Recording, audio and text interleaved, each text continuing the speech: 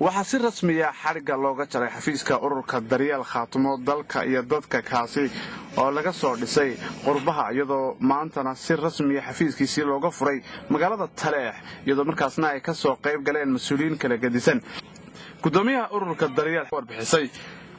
waxqabadka uu qaban doono ururkaasi salaamina imaan iskirkada iyo mushtarafka ka soo qayb gashay dhalinyarada daryeel annagu ku bilaabana kuna furayna ururkan daryeel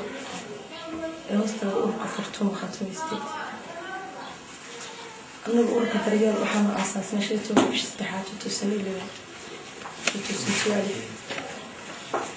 waxqabadkaygu waxa weeyaan annagu filter ku shaqeynay soo qaadnay والله مرافقة عيشة وطريقة الوحياة بطبعا يدقنا كصافصا الله يستيقظ محمد إنك أيضا حفيزكي أنا مدام الأولين هاي عن هاي سنة واحد sidoo kalena mas'uuliyiin kala duwan oo ka soo qayb gashay kamid ah dadkii madashaas ka hadlay waxaad ka dhawaajisaan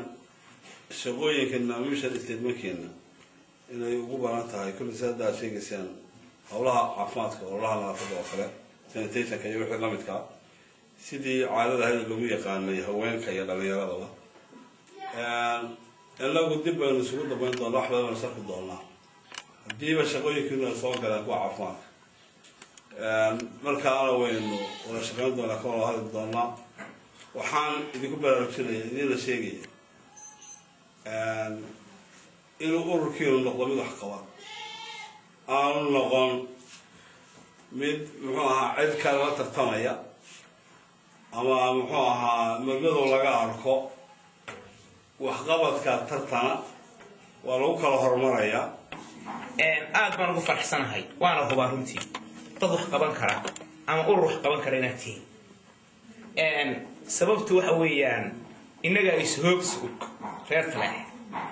oo anigu waxaan ahay qof reer Taleex waxaan garan karayaa gabdhihii kartida lahaa isruweyni khaatimo ka shaqeynayay oo ilaa iyo maalintii shaqeynayay inay kuwan yihiin iyo kuwa kale la mid ah marka taas baa ay cadeynaysaa inaad khaatimo wax ku soo korin doontaan insha Allah biidnilaahi kariimna waan idinka fadhiinaa waan idinka sugaynaa marka ugu horeysa waxaan idinku hambalyeeyaa dadkii ururkan daryeel aqoonsiga ee aqoonsiga saarka halkan wasaaradda arrimaha bulshada ay ku aqoonsatay waan idinku hambalyeeyaa ururada dhalinyarada ee ka jira maamulada khaatimo waxaan filayaa inaad tihiin kuwa ugu mudan idinku